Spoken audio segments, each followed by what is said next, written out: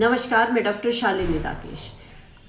भारत देश में दोबारा से कोरोना की दूसरी लहर देखी जा रही है। हालात भयावह हैं, मरीजों को ऑक्सीजन नहीं मिल रही है, अस्पतालों के अंदर मरीज तड़प रहे हैं। सवाल यह उठता है कि इस इतने बुरे हालात के लिए जिम्मेवार कौन है। जब कोरोना की पहली लहर भारत के अंदर आई थी तब भी हालात ऐसे ही थे। आज साल भर से ज़्यादा हो चुका है तो भी हालात वैसे ही हैं। क्या जनता की प्राथमिकताएं और सरकार की प्राथमिकताएं अलग हैं? जनता की प्राथमिकताएं हैं अच्छी स्वास्थ्य सेवाएं, इसीलिए जनता अपना स्वास्थ्य बीमा भी कराने लगी है। और हैरानी तो तब होती है जब हमें यह पता चलता है कि स्वास्थ्य सेवाओं पर जितना पैसा हम बीमा में खर्च करते हैं उससे भी कम पैसा सरकार खर्च करती है। यानी कि स्वास्थ्य सेवाओं का बजट ही देश के अंदर बहुत कम है। लेकिन सरकार की प्राथमिकताएं हैं चुनाव प्रचार के लिए पैसा एकत्रित करना, चुनाव जीतना। बड़े बड़े जो स्टार प्रचारक या कैबिनेट स्तर के जो मंत्री हैं, जो मुख्यमंत्री हैं, जो सारे के सारे चुनाव प्रचार में लगते हैं, उन पर जो प्रचार में खर्च किया जाने वाला जो पैसा है, वो पैसा भी उस पैसे से जो कंपनियां देश के अंदर ऑक्सीजन बनाती हैं उनके टर्नओवर के दुगने से ज़्यादा है। तो जाहिर सी बात है कि सरकार का काम सिर्फ चुनाव जीतने का है। इस देश के अंदर यह देश इतना गरीब है कि लोगों को ऑक्सीजन तक मुहैया नहीं हो पा रही है। लेकिन इसी देश के अंदर संसद भवन 971 करोड़ रुपए का बनाया जाने वाला है। 2063 करोड़ की मूर्ति सरदार पटेल की लगा दी गई है। 800 करोड़ का स्टेडियम।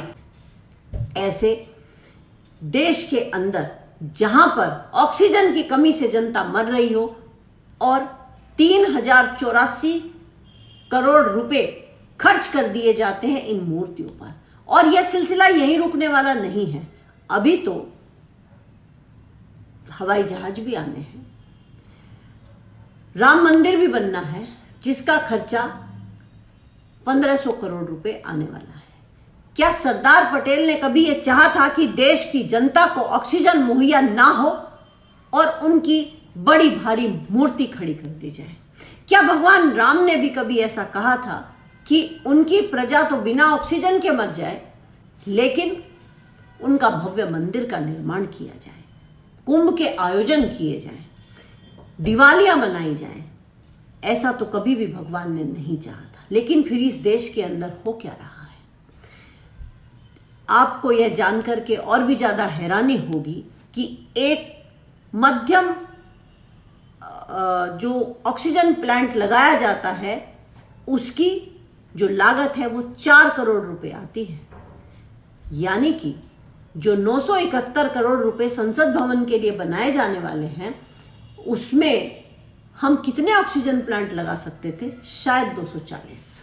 2063 करोड़ के अंदर हम 515 ऑक्सीजन के प्लांट लगा सकते थे। 800 करोड़ का जो स्टेडियम बना है उसमें हम 200 ऑक्सीजन के प्लांट लगा सकते थे। इससे भी ज्यादा हैरानी तो आपको जानकर के तब होगी कि जब आपको यह पता चलेगा कि हमारे देश में क्रायोजेनिक सिलेंडर, जो ऑक्सीजन को एक स्थान से दूसरे स्थान पर ले जाने के लिए स्टील का एक सिलेंडर बनाया जाता है, जो ट्रकों पर रख करके उसमें ऑक्सीजन एक स्थान से दूसरे स्थान पर जाती है, उसमें लागत आती है 5 लाख रुपए। उसकी भी भारी कमी है।